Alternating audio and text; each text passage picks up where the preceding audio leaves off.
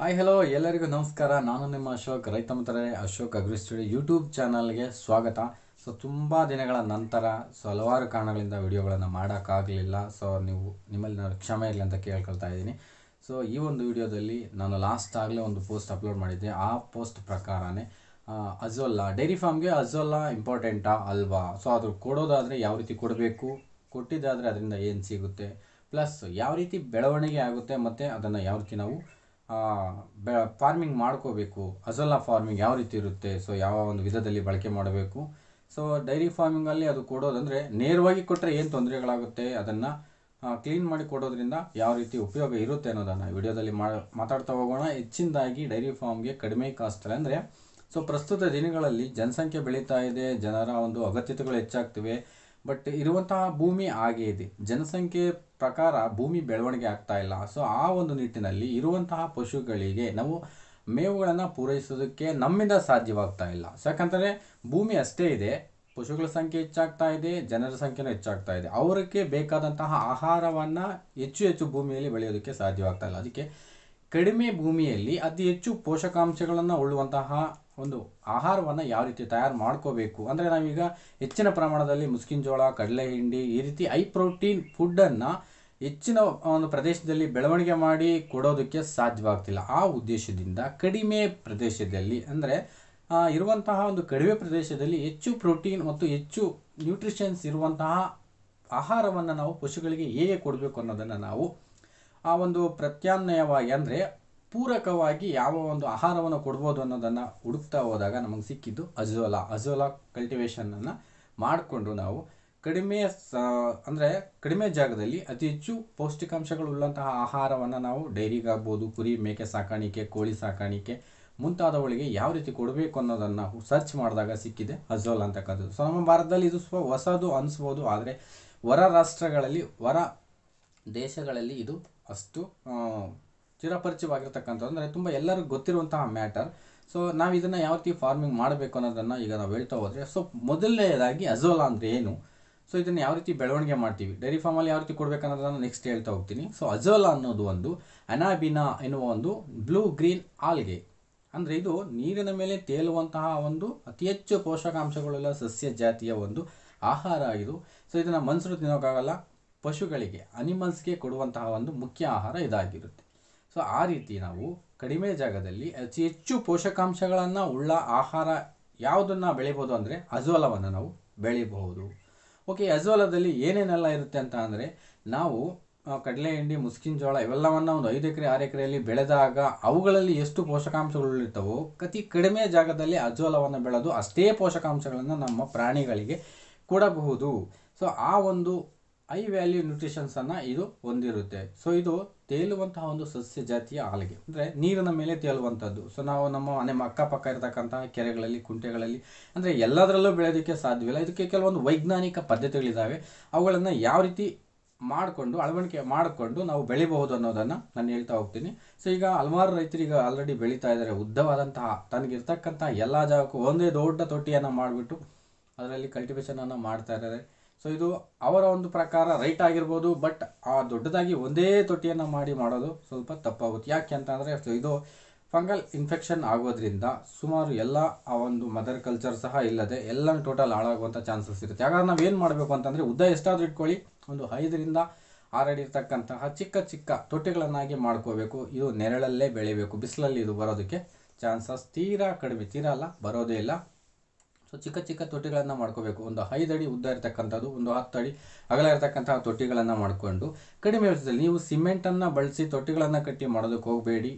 ಈ ಒಂದು polythene papers ಇರುತ್ತೆ, ಟಾರ್ಪಲ್ಸ್, ಅವುಗಳನ್ನು ಬಳಕೆ ಮಾಡಿಕೊಂಡು ನೀವು ಒಂದು 13 ರಿಂದ 14 ಇಂಚು ಗಾತ ಅಂದರೆ ಆಳ ಇರತಕ್ಕಂತಹ ತೊಟ್ಟಿಗಳನ್ನು ನಿರ್ಮಾಣ ಮಾಡಿಕೊಂಡು ಒಂದು 5 ಅಡಿ ಅಥವಾ ಒಂದು 10 ಅಡಿ ಉದ್ದ ಅಗಲ ಇರತಕ್ಕಂಥ ತೊಟ್ಟಿಗಳನ್ನು ನಿರ್ಮಾಣ ಮಾಡ್ಕೊಳ್ಳಿ.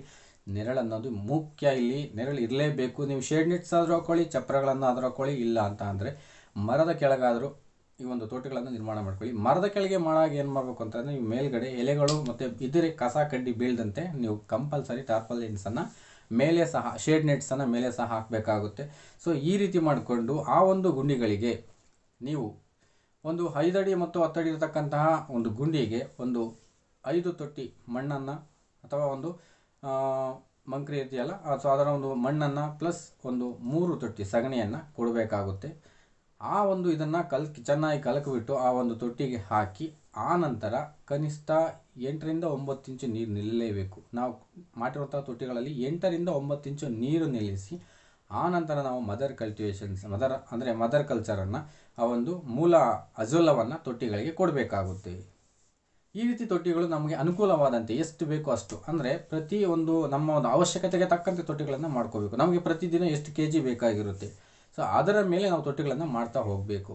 ಸೊ ಅದೇ ರೀತಿ ಈ ಒಂದು ಇದನ್ನು ದೊಡ್ಡದಾಗಿ ಮಾಡಿದಾಗ ಏನಾಗುತ್ತೆ ಅಂತ ಅಂದರೆ, ಒಂದೇ ತೊಟ್ಟಿ ಮಾಡಿದಾಗ ಸೊ ಇದು ಪಾಚಿ ಅಂದರೆ ನೀರಲ್ಲಿ ಬೆಳೀತಕ್ಕಂಥದ್ದು, ಇದಕ್ಕೆ ಸ್ವಲ್ಪ ಏನಾದರೂ ಫಂಗಲ್ ಇನ್ಫೆಕ್ಷನ್ ಆದರೆ ಇಡೀ ತೊಟ್ಟಿ ಒಂದು ಅಜೋಲಾ ಹಾಳಾಗುತ್ತೆ. ಆ ಕಾರಣದಿಂದ ಚಿಕ್ಕ ಚಿಕ್ಕ ತೊಟ್ಟಿಗಳಾಗಿ ಮಾಡಿಕೊಂಡಾಗ ಯಾವ ತೊಟ್ಟಿ ಇನ್ಫೆಕ್ಷನ್ ಆಗಿ ಹಾಳಾಗಿರುತ್ತೋ ಅದನ್ನು ನೀಟಾಗಿ ತೆಗೆದ್ಬೋದು. ಮಿಕ್ಕಿರ್ತಕ್ಕಂತಹ ತೊಟ್ಟಿಯಲ್ಲಿ ಸೊ ಚೆನ್ನಾಗಿರುತ್ತೆ, ಅದನ್ನು ಮತ್ತೆ ನಾವು ನೋಡಿಕೊಂಡು ಹಾಕ್ಕೋಬೇಕು. ಇದು ಹೆಚ್ಚಿನದಾಗಿ ಬೆಳಿಬೇಕಂತ ನಾವೇನು ಮಾಡಬೇಕು ಅಂತ ಅಂದರೆ, ಸೂಪರ್ ಫಾಸ್ಫೇಟ್ ಅನ್ನೋ ಇದು ಕೊಟ್ಟಿದ್ದೆ ಆದರೆ ಅತಿ ಬೇಗನೆ ಹೆಚ್ಚು ಬೆಳವಣಿಗೆ ಆಗೋದಕ್ಕೆ ಸಾಧ್ಯತೆ ಇರುತ್ತೆ.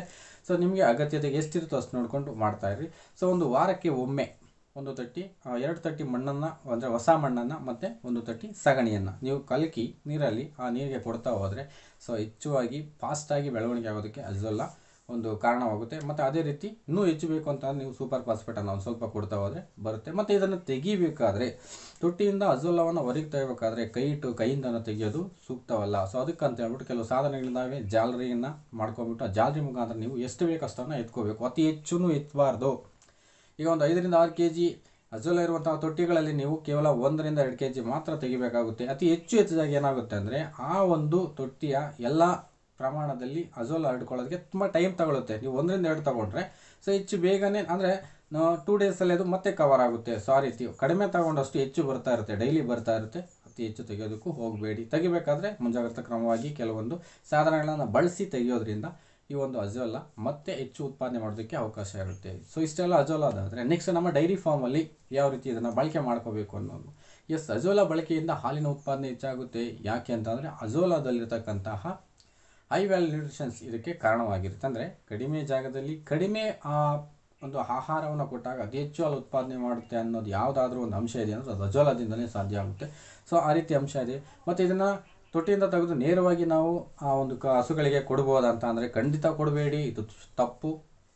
ಯಾಕೆ ಅಂತಂದರೆ ಇದು ಪಾಚಿಯ ಜಾತಿಯ ಒಂದು ಹುಲ್ಲಾಗಿರೋದ್ರಿಂದ ಇದು ನೀರಿನಲ್ಲಿ ಸುಮಾರು ದಿನಗಳ ಕಾಲ ಬೆಳೆಯೋದ್ರಿಂದ ಅದರಲ್ಲಿರುವಂತಹ ಸುಮಾರು ಬ್ಯಾಕ್ಟೀರಿಯಾ ವೈರಸ್ಗಳನ್ನು ಜೊತೆಯಾಗಿ ಅದು ಬೆಳೆದಿರೋದ್ರಿಂದ ಅದನ್ನು ನೇರವಾಗಿ ನಮ್ಮ ಹಸುಗಳು ಕೊಟ್ಟಾಗ ವಿವಿಧ ರೀತಿಯ ಕಾಯಿಲೆಗಳಿಗೆ ತುತ್ತಾಗೋದಕ್ಕೆ ಚಾನ್ಸ್ ಇರುತ್ತೆ. ಆ ಕಾರಣದಿಂದ ಇದನ್ನು 4-5 ಬಾರಿ ಬಕೆಟ್ಗಳಲ್ಲಿ ಅಥವಾ ಟಬ್ಗಳಲ್ಲಿ ನಾವು ಅದನ್ನು ನೀಟಾಗಿ ತೊಳೆದು ಕೊಡೋದು ಮುಖ್ಯವಾಗಿರ್ತಕ್ಕಂಥದ್ದು.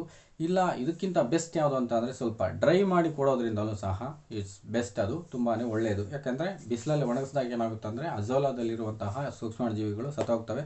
ಆ ನಂತರ ಕೊಡೋದ್ರಿಂದ ಅದರಲ್ಲಿ ಪೋಷಕಾಂಶಗಳೇನು ಸಾಯಲ್ಲ, ಅದಕ್ಕೆ ಅಂಟ್ಕೊಂಡಿರ್ತಕ್ಕಂತಹ ಬ್ಯಾಕ್ಟೀರಿಯಾಗಳು ಸತ್ತೋಗ್ತವೆ. ಸೊ ಆ ರೀತಿ ಕೊಡೋದ್ರಿಂದ ಹಸುಗಳಲ್ಲಿ ಮೇವಿನ ಉತ್ಪಾದನೆ ಹೆಚ್ಚಾಗುತ್ತೆ. ನೀವು ಅದನ್ನು ನಾವು ಕೊಡ್ತಕ್ಕಂಥ ಫೀಡಿನ ಜೊತೆ ಮಿಕ್ಸ್ ಮಾಡಿ ಆದರೂ ಕೊಡಬಹುದು ಅಥವಾ ನೇರವಾಗಾದರೂ ಕೊಡಬಹುದು. ನೇರವಾಗಿ ಹೊಸ ಒಂದು ಅಡ್ಜಸ್ಟ್ಮೆಂಟ್ಗಳು ಕಡಿಮೆ ಇರ್ತವೆ ಹೊಸ ಹಸುಗಳಿಗೆ. ಅಂದರೆ ಹೊಸದಾಗಿ ಅಜೋಲಾವನ್ನು ತಿನ್ನುವಂಥ ಹಸುಗಳಿಗೆ ಆ ಒಂದು ಅಜೋಲಾ ಇಷ್ಟ ಆಗದೇ ಇರ್ಬೋದು. ಸೊ ಬೂಸದ ಜೊತೆಗೆ ಮಿಕ್ಸ್ ಮಾಡಿ ಕೊಡ್ತಾ ರೂಢಿ ಮಾಡಿ ಇದನ್ನು ಕೊಡಿ.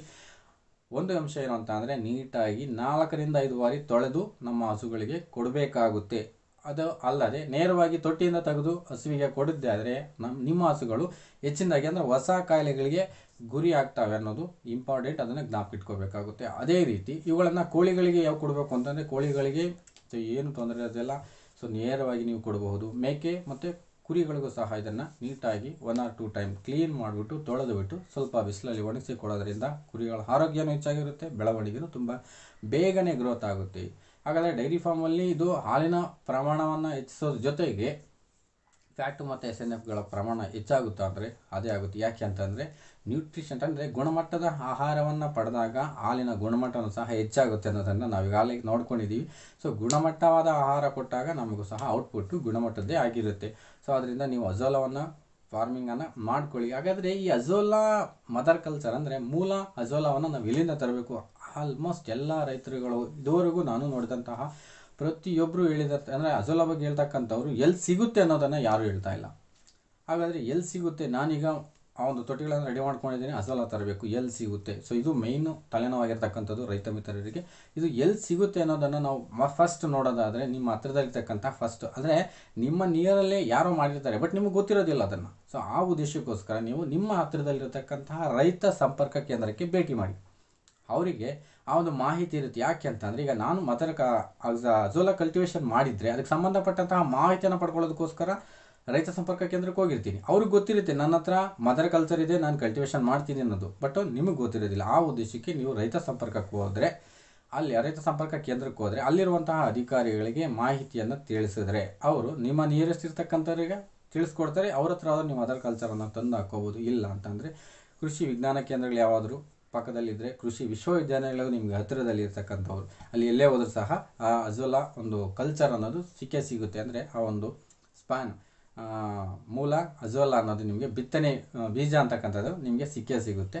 ಸೊ ಕೃಷಿಗೆ ಇದರಲ್ಲಿ ಅಗ್ರಿಕಲ್ಚರಲ್ ಆಫೀಸ್ಗಳಲ್ಲಿ ಎಲ್ಲೇ ವಿಚಾರಿಸಿದ್ರು ಸಹ ಅದಕ್ಕೆ ಮಾಹಿತಿ ಕೊಡ್ತಾರೆ ಹತ್ತಿರದಲ್ಲಿದ್ದೆ. ಇಲ್ಲ ಅಂತಂದರೆ ಬೇರೆ ಕಡೆಯಿಂದ ಅವರು ತರಿಸ್ಕೊಡೋದಕ್ಕೆ ಮ್ಯಾಕ್ಸಿಮಮ್ ಟ್ರೈ ಮಾಡ್ತಾರೆ. ನೀವು ಅವ್ರ ಹತ್ರ ಕೇಳೋ ವಿಧಾನ ಚೆನ್ನಾಗಿರ್ಬೇಕಷ್ಟೇ. ಸೊ ಆ ರೀತಿ ಮಾಡ್ಕೊಂಡು ನೀವು ಅಜೋಲಾ ಕಲ್ಟಿವೇಷನ್ ಮಾಡಿ ಅಜೋಲಾವನ್ನು ಬೆಳೆಯಿರಿ. ಅಂದರೆ ಕಡಿಮೆ ಸ್ಥಳಾವಕಾಶ ಹೊಂದಿರತಕ್ಕಂಥ ರೈತರುಗಳು ಕಡಿಮೆ ಅವಧಿಯಲ್ಲಿ ಕಡಿಮೆ ಖರ್ಚಿನಲ್ಲಿ ಲೆಸ್ ಖರ್ಚುಗಳು ಏನಿರೋದಿಲ್ಲ. ನಿಮ್ಮ ಹಸಿವಿನ ಸಗಣಿ, ನಿಮ್ಮ ಹೊಲದ ಮಣ್ಣು ಇವು ಕೊಟ್ಟರೆ ಬೇರೆ ಏನೂ ಬೇಕಾಗಿರೋದಿಲ್ಲ. ಸೊ ಆ ಕಡಿಮೆ ಅವಧಿಯಲ್ಲಿ ಹೆಚ್ಚು ಪೋಷಕಾಂಶಗಳು ಅಂದರೆ ಹೆಚ್ಚು ನ್ಯೂಟ್ರಿಷನ್ಸ್ ಹೊಂದಿರುವಂಥ ಫುಡ್ಡನ್ನು ನೀವು ಬೆಳ್ಕೊಂಡು ನಿಮ್ಮ ಒಂದು ಆದಾಯವನ್ನು ಹೆಚ್ಚು ಮಾಡ್ಕೊಳ್ಳೋದಕ್ಕೆ ಇದೊಂದು ಸೂಕ್ತ ದಾರಿ ಅಂತ ಹೇಳ್ತಾ ಈ ವಿಡಿಯೋನ ಎಂಡ್ ಮಾಡ್ತಾ ಇದ್ದೀನಿ. ಈ ವಿಡಿಯೋ ಯಾರಿಗೆಲ್ಲ ಇಷ್ಟ ಆಗಿರುತ್ತೆ, ಇಷ್ಟ ಆದರೆ ನೀವು ಒಂದು ಲೈಕ್ ಮಾಡಿ, ಇಷ್ಟ ಆಗಿಲ್ಲ ಅಂದರೆ ಡಿಸ್ಲೈಕ್ ಆದರೂ ಮಾಡಿ, ನೋ ಪ್ರಾಬ್ಲಮ್.